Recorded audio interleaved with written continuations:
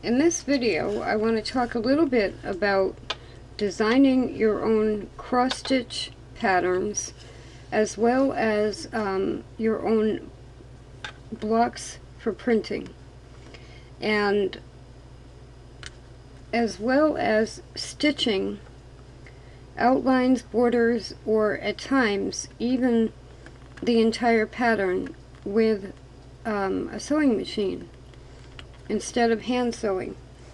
Now, I'm going to start working in a way that I'm going to use 3 different aspects of artwork, or and in this case the sewing would be included in artwork, to make my own cross-stitch patterns. Now, I have already written about 20 or so cross-stitch patterns, and the way that I did it was use cross-stitch software to take my artwork and make it into a pattern. And you would think that when you do it that way that the software does everything for you, but it really doesn't. You have to go through and assign all the colors to the pattern, and it's very time consuming and difficult to do, even though in some ways it's easier because of the software. You know, like your image gets uploaded, but then you're really painting or drawing the entire piece of art again because you have to adapt it to thread. So what I'm doing now, my computer, I have the ability to do all of that, except that my computer that has that software is acting up quite a bit, and my printer broke. So what I'm doing is I'm going to be doing the same thing, only by hand. And this brings in my family in a way. My grandfather and my father were both printers, and in fact my grandfather taught my father the trade, is how they used to say it. They were tradesmen, and my grandfather taught my father the trade of being a compositor, a typographer, and an offset printer. And they both worked for newspapers, but they also had their own business. My father had a print shop in our basement all the time. So that brings in the block printing, that aspect of the family. I've been sewing since I was 12, so that brings in the sewing. And my mother and grandmother were both very proficient at hand sewing. So that brings in the cross stitch. Basically what I'm doing is taking the skills that I've learned from my family over the years, or that I've perfected myself, and I am going to do things by hand because I don't have a computer setup. Now, I could buy a new computer setup, but at the same time, right now I'm in the middle of moving. So I'm not sure that now is when I want to buy a new computer setup. It's also good to work this way because you're actually doing it yourself and not depending on a computer. You're learning and maintaining a craft or a trade, or several of them, instead of someone else doing it for you.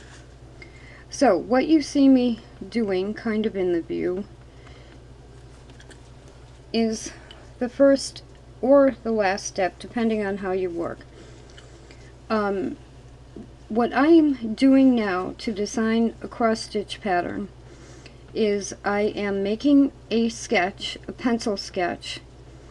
I am then stitching the sketch using a zigzag on a sewing machine, and my final step is to carve a block, so I can then print that on cross-stitch fabric and fill it in.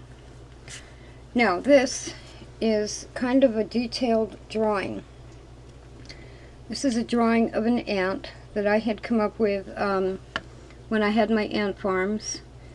And I've done this particular drawing a few times because I made a graphite transfer of it so I could do it more than once. And I have, in this case, transferred it to a linoleum block. And what I want to describe today is how to carve something so detailed. Now, I know that that's not very clear. This is the smallest blade of the linoleum knife by Speedball. I think it's a number 1 blade. And when you're carving something like this, you have to use this small blade and go around the whole design. And this is a detailed design. A lot of my designs are very simplistic. But if I want to do ants in cross stitch, and I want to be able to print it on my own fabric without having a printer and special fabric printing ink and all of that, then I have to do it myself. So I have already done a graphite sketch, and in this instance I am skipping the stitching it in by machine for now. I'm probably going to do it after I finish this. The next step after I finish carving this will be to print it on cross-stitch fabric using block printing.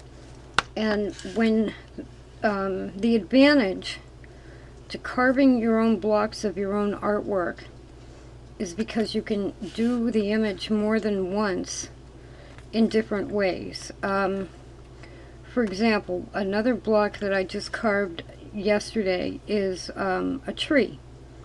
Now, if I wanted to have a tree image throughout my house, then I could now block print it on cross-stitch fabric, do it in different colors, or, you know, different formats of cross-stitching, or maybe just with different borders, and put it throughout the house and have a theme for the house. So, so my steps right now are a graphite sketch. With the tree, I was then stitching it using a zigzagger because I'm working on a quilt. So I'll have a tree quilt, basically. And then when I carved the block, I can then do the same thing in cross stitch. I can cross stitch the kitchen towels, I can do the bathroom towels, anywhere that you can use cross stitch, I can then do the same image. So with this step, as I said, I've done the graphite drawing. I haven't stitched it yet by machine, but you need a number 1 blade to go around the edges of any detailed drawing. I will then use a number 5 blade to just get rid of all this extra linoleum around it. And I will have what is called a positive image of the ant that I can then block print on cross-stitch fabric. Now, what this brings in is not only the fact that you can draw like your favorite things and then decorate your house with them, you can also use it in other ways, like scientifically. This happens to be a harvester ant, and there are hundreds of types of ants. So if you wanted to get into ants, you could do a carving and then a cross stitch of each type of ant you've come across. So why go through these 3 steps? Graphite drawings are somewhat permanent.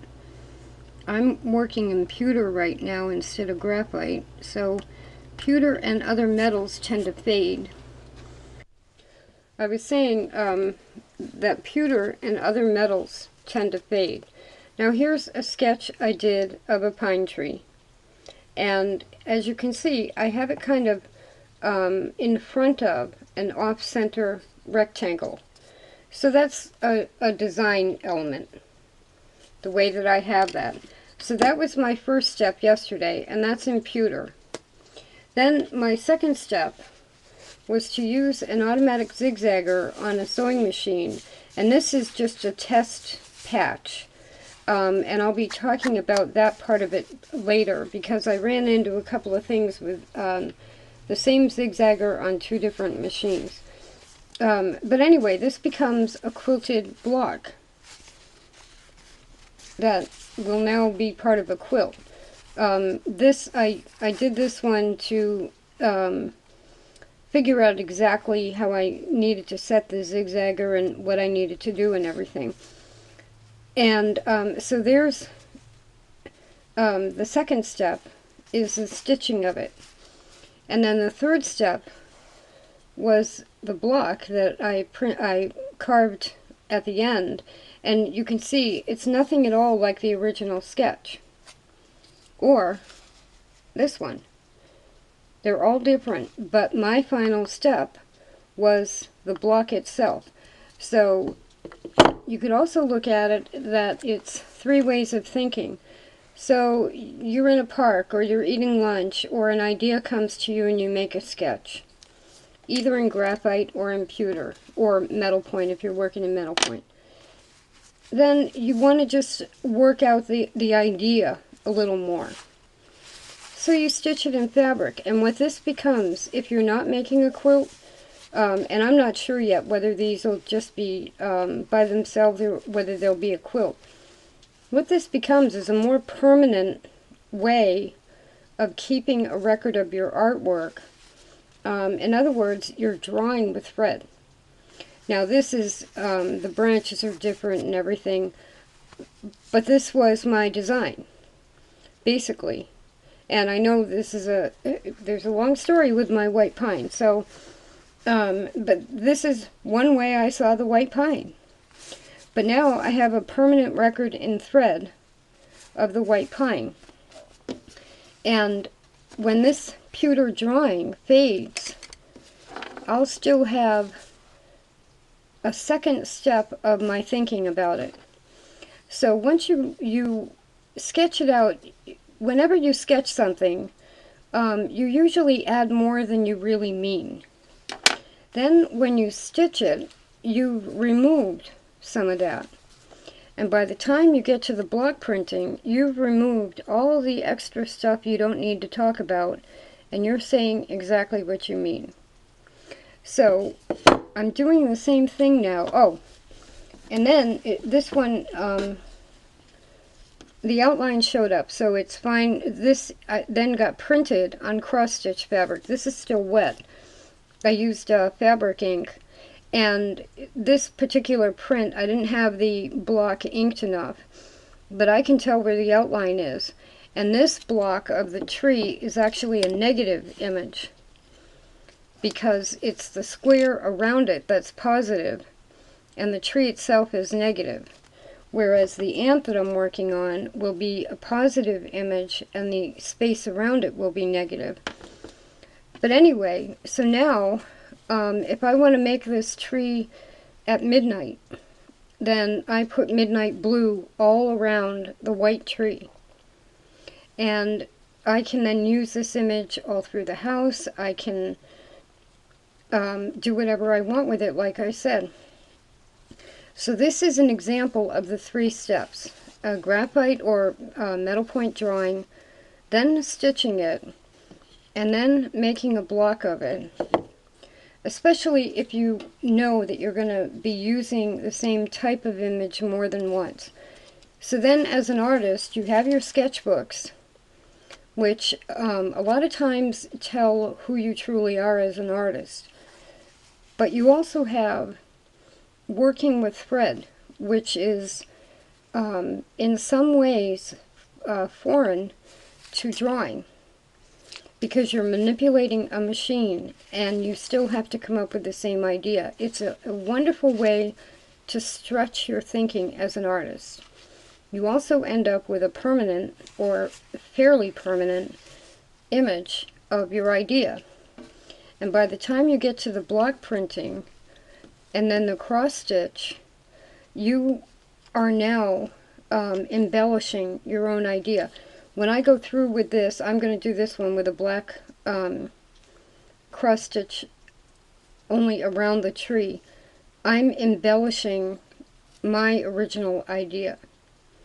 It's a way to use 3 or maybe 4 steps of taking an artistic idea through 3 or 4 stages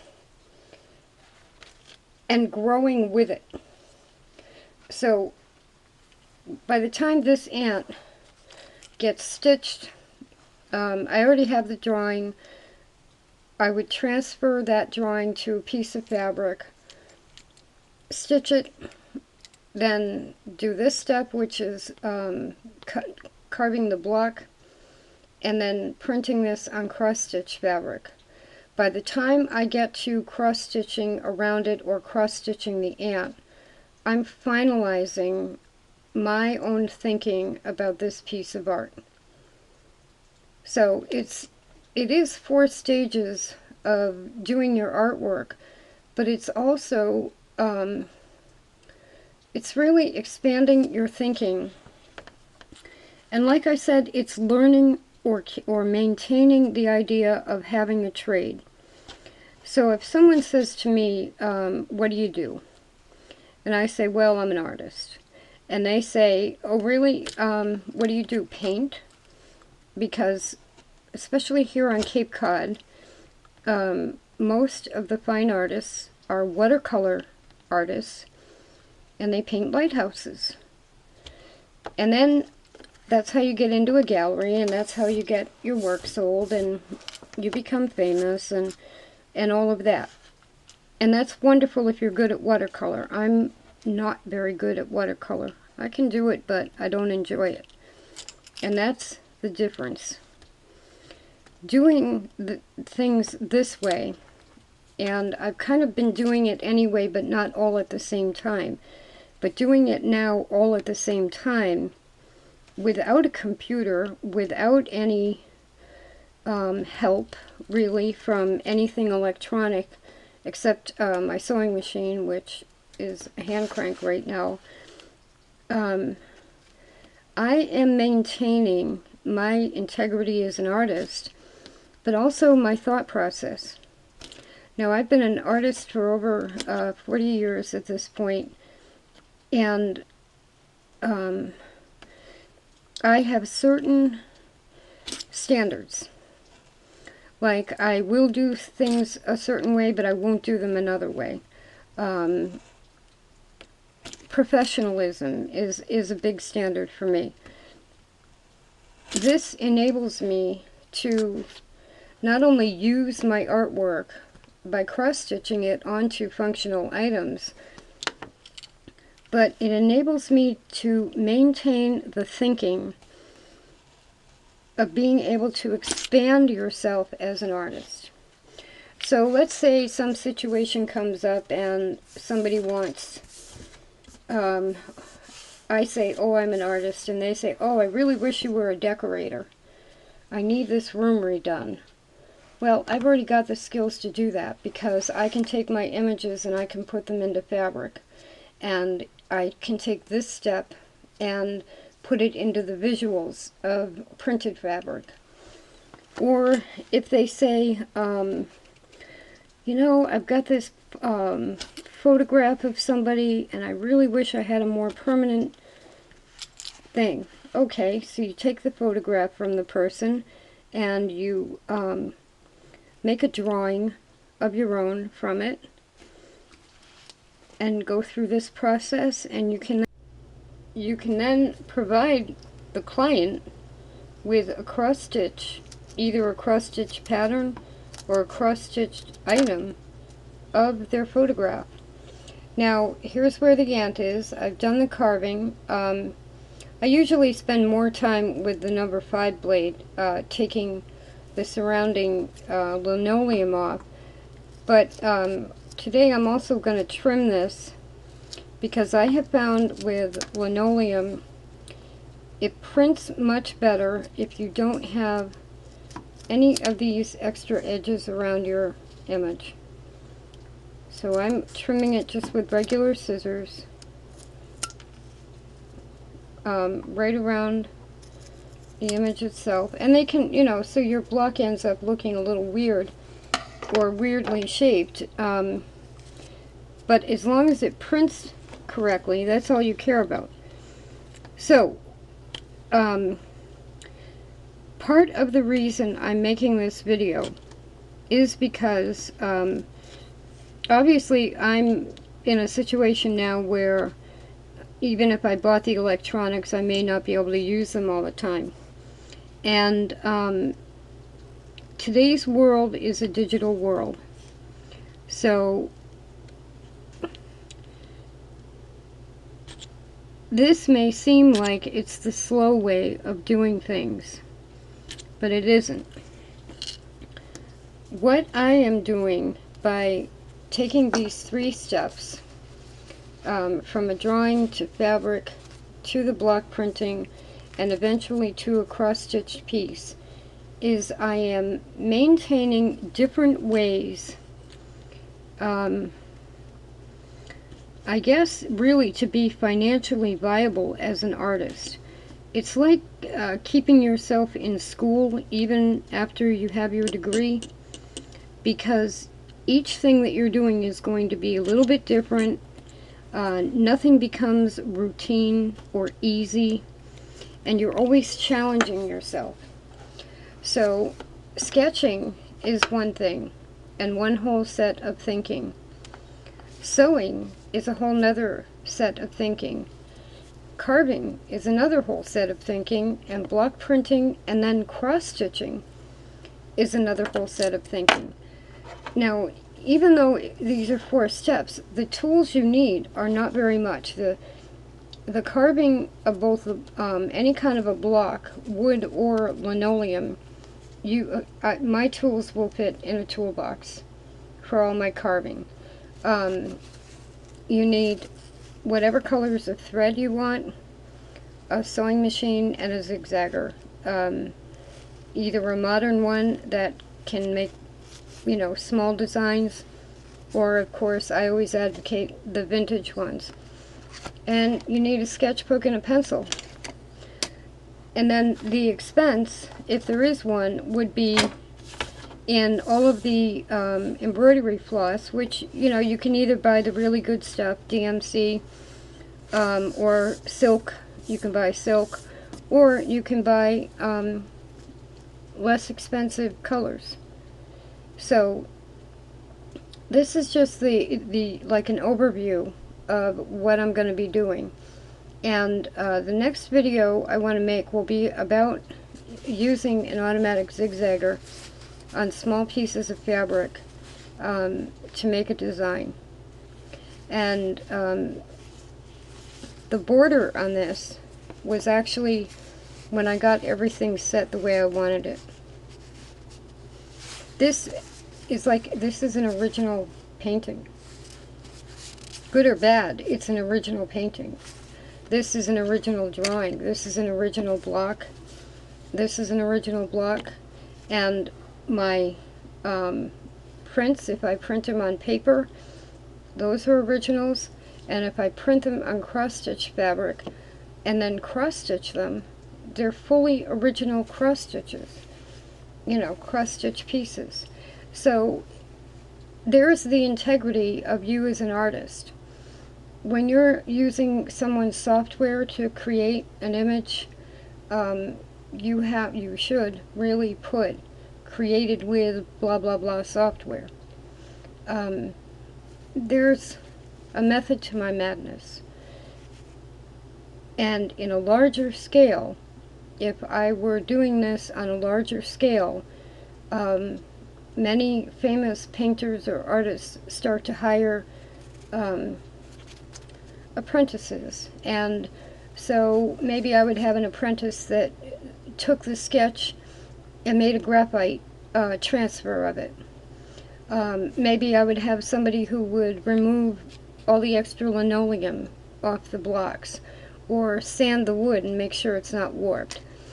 So there's where the apprentices come in. But what I'm maintaining is the integrity of my originals through the whole process, from a sketch to a cross-stitch pattern, and I have specifically picked out cross-stitch patterns as the end result, that can then be either reproduced by a company, and then I would get royalties, or that I can just do myself and even keep them, use them, or sell them as originals. But the integrity of my art remains with me, even if I have apprentices doing other parts of it. And that is having a trade. That is being a tradesman, or having a craft. Being the one who knows how to do everything, and if needed, allowing other people to learn a part of it. So it's a suggestion for artists, and you know, I have quite a few sewing machines, many of them antique, and it's a way to take all of the artistic thinking that goes into making a pair of pants, or making a sweatshirt, or making a tablecloth, anything that you would normally sew for the house. All of that's artistic thinking. And by adding a couple of steps before and after, you're actually making it an artistic circle. And it's a circle of thinking. So many people that are familiar with sewing and say, gee, I wish I could do it differently, you can do it differently. And I think the 4 steps are a drawing, a stitching, carving a block. Linoleum is not very expensive. Carving a block, and then printing it, and either printing it on paper and having a print, or doing something like I'm doing and making your own cross-stitch pattern. I paid about $50 or so for the cross-stitch software, and it's the most annoying software I've ever owned in my life, because it's someone else's idea of meticulous. I can be as meticulous as I want with a drawing or a painting or whatever, and the person who created it is wonderful, but it's their work, and I am then the apprentice.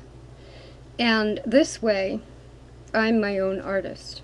So the next video will be about using an automatic zigzagger on a vintage Singer sewing machine to get this kind of effect. Now, obviously people like flowers, roses, birds, there are so many different subjects. I'm even going to do this with my trolls. I have, when I was a kid, I had trolls and I did a block of them. I'm probably going to do this with the trolls, because trolls are perfect for looking like something you don't understand. You know? So if I have a little troll stitching, I can say, wow, I don't get that. And that explains half of what's going on in the world right now. I don't understand that. So you can use it that way if you don't take it to cross stitch. If you don't want to have a business or a trade, you can just use it to identify things you don't feel like dealing with, or that you don't feel you need to understand. So the next video will be about the automatic zigzagger. I do have a video up already with the zigzagger on a 1591. The 1591 goes pretty fast, and I found I had the best luck with doing this type of work on a hand crank. But that will be in the next video. Now, as usual, I want to add a couple of things at the end. Not everybody is a watercolor artist on the Cape. Some people paint in oil and acrylics, and you know, but it's gallery work. A lot of it is gallery work aimed at selling to tourists, and that's great if that's where you are. I don't often get there. I'm always fiddling with things. Excuse me, finding new and different ways to do things. The other thing I wanted to mention, now here's a troll. This is my block of the troll. And here is an aphid, upside down because it died. And here's the ant I just did. Now, a tree, another one that I want to do is a maple leaf, and at this time of the year, I found some beautiful maple leaves on the ground yesterday. So you can even take a maple leaf or a similar item from outdoors, and if you're not an artist who draws, you can trace it onto a piece of paper. And then to make a graphite transfer of it, you basically trace it onto, say this is a maple leaf that you've traced. You then put a piece of tracing paper on top of it, trace it again, and take the side of your pencil and put graphite all over the back of the tracing paper. Then you would take your tracing paper and you put it on the next place you want the maple leaf, and you just go around the outline, and that transfers it to the next thing. So you could do that, and a maple leaf is a very easy thing to stitch. And that's what I wanted to mention here. Now, I carved the ant, and as I was carving this, I'm thinking, boy, do I not want to stitch that. I really don't. Mainly because the zigzagger I'm using is an antique, a vintage one. And part of the fabric is underneath the foot as you're working. So this is where, if you use a modern machine, you might, with a clear foot, you might have an easier time. I want to use the vintage Singer patterns, stitch patterns. So I'll have to work up to this one until I think it through in my head. And that is the growth and the integrity. So yeah, I can do a tree, and I can do trees until the cows come home. But can I do an ant? And then, this is the aphid, because my tree was mainly killed by ants and aphids.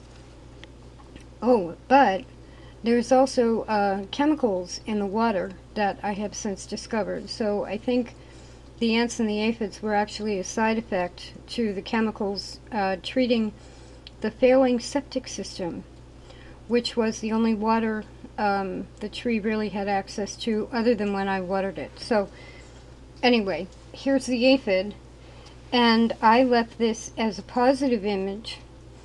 Now, I could take the time and remove this little square over here, and this is, I wanted to point this out when you're carving on linoleum.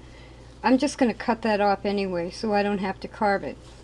And I only did half of this block because I'm going to cut it here, and I can use this half for something else. So here's an aphid, and my thought process right now is, how am I going to stitch that? Not how am I going to cross stitch it, because cross stitching is cross stitching, but how am I going to stitch that with a zigzagger, and how will that change the art? So then, when you get to a troll, I pulled this out yesterday, and I was going to put this on cross stitch fabric, and I really have to do that other step of stitching it in zigzag first. Not because I can't cross stitch it. I can block print this and I can cross stitch it. I will be losing some aspect of what trolls mean to me. In this case, it's a troll. It could be any of the images. Because if I don't stitch this with a zigzagger and do that, even if I stitched it by hand, quilted a block and stitched it by hand without the zigzagger, I'm losing the thinking that takes an image from start to finish. So in my case, I have decided that drawing, stitching, carving, and printing are the 4 steps that I need in order to retain my thinking from beginning to end. So if I skip stitching this one way or another, I'm going to lose part of that. And then I lose part of the integrity of the finished piece. And this is when, yep, I'm a picky artist. I want to be able to say, whether it's a troll or a tree or whatever, I want to be able to say that any use of these images is mine. I can't say that unless I hold on to all of it. So you look at this troll, and you imagine using a zigzag stitch on a sewing machine and just doing the outline and how their hands are shaped. My trolls have a vest and pants on. They have those weird funny faces and that hair. So how would you outline stitch that with a zigzag machine? And then with the aphid, do I do the outline or do I fill it in?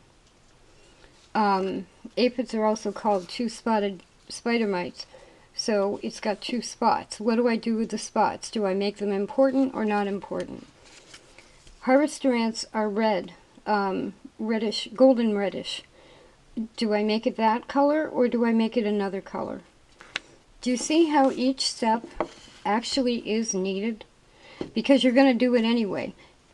If you take this tree and you say, oh, I can just draw the tree on cross-stitch fabric and then just cross-stitch it. You've left out all these other steps. But in the process of drawing it a second time onto cross-stitch fabric, you've gone through all this thinking anyway. I know you have. So you might as well retain the integrity of everything and go through the additional steps of saying, well, somebody else really likes this tree and they'd love to do it in stitching. Well, they can't because I have. Or, gee, they could take that idea and they could carve it. Well, they can't because I have. You retain yourself, your integrity, and your thinking of each piece this way. And it is being meticulous. It's on the path of being a master artist where you're the one who knows how to do everything, and you hire apprentices who only learn one aspect of what you do. This is how the old masters did it. Any of them that painted in oil, they were the ones that knew the steps from beginning to end. Maybe they had somebody come in and learn how to do the backgrounds on an oil painting. In the frescoes in the churches, maybe they had somebody come in to prepare the plaster for the wall. Maybe not. Maybe they did it themselves. Michelangelo, wasn't it, who painted the Sistine Chapel, I believe? I could be wrong because art history escapes me a lot. But whoever painted the Sistine Chapel spent all that time on their back on a scaffold to do it right. That's how you get to be like Michelangelo or Vincent van Gogh or anybody. You start by being a compositor, a typographer, and an offset printer in your mind. You're a tradesman, and you retain the integrity of your trade so that nobody can say that anything they do that's like yours is anything but a copy. And the next video will be about the stitching part of it. In a print shop, the compositor puts the type and the images together. They put the page together, or in a newspaper it would be a page. In a private job it would be, you know, like the art and the text. That's the composing. The composing is really your drawing. A typographer is then taking that and not only working with text as in printing, but taking your image, your art, and tracing it or manipulating it to other surfaces, getting it ready to be printed, and then the offset printing is the printing. So those three aspects allow you to control exactly where your work goes. If you know how to do all of these particular steps, the stitching gives you an idea of the problems you're going to run into with using your work on fabric. If you want to design fabric for any of the large fabric companies, you should know how your designs are going to work up on fabric. You can paint on fabric, but that's not going to give you an idea. There's an essence to a pine tree, and this is the bare essence. This is a sketchy essence But when you actually have to stitch the branches, you realize it's either going to work with the grain or against the grain. You're bringing in the whole concept of how does my work with fabric. The same with a troll. Now, trolls are generally kid stuff. Let's say you wanted to have sheets printed for juvenile sheet sets with trolls on them. Well, where's the hair going to end up? Do you want the hair all over the pillow? Or do you want trolls going sideways? Once you stitch it on plain woven fabric, you have a much better idea of how your image works on fabric. And then when you get to what my father and grandfather did, offset printing, then you get into what size, what border, how do I present this? You really do control all the integrity of the piece of work, but also the production of it. And then the cross-stitching would be the embellishment, which means your work gets used for something. It gets appreciated. It's a complete circle of integrity for art.